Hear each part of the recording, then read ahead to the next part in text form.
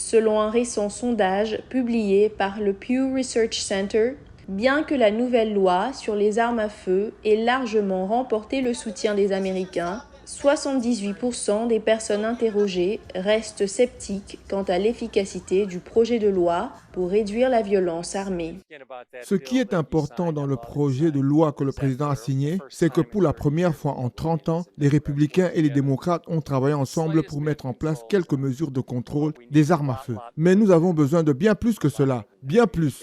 Nous avons besoin d'une interdiction des armes automatiques, par exemple. Selon l'enquête, 42% des Américains pensent que la loi serait peu utile, tandis que 36% pensent qu'elle ne ferait rien du tout pour réduire la violence armée.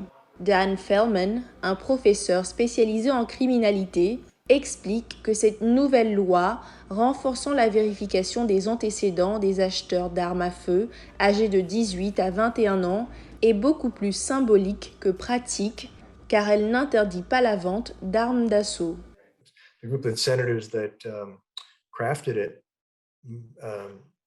both sides. Le groupe de sénateurs qui l'a élaboré, les deux partis, les républicains et les démocrates, ont compris qu'il s'agissait en grande partie d'un compromis qui n'a pas pleinement atteint les objectifs recherchés par les personnes qui tentent de faire adopter des mesures plus strictes de contrôle d'armes à feu. Cette loi est donc certainement loin de résoudre le problème de la violence armée. Far from solving the gun violence problem. Selon les données de la Gun Violence Archive publiées ce mois-ci, il y a eu au moins 330 fusillades de masse aux États-Unis cette année. Face à tous ces événements tragiques, de nombreux habitants se demandent pourquoi il n'y a pas de loi plus stricte pour protéger des vies et assurer un meilleur contrôle des armes à feu.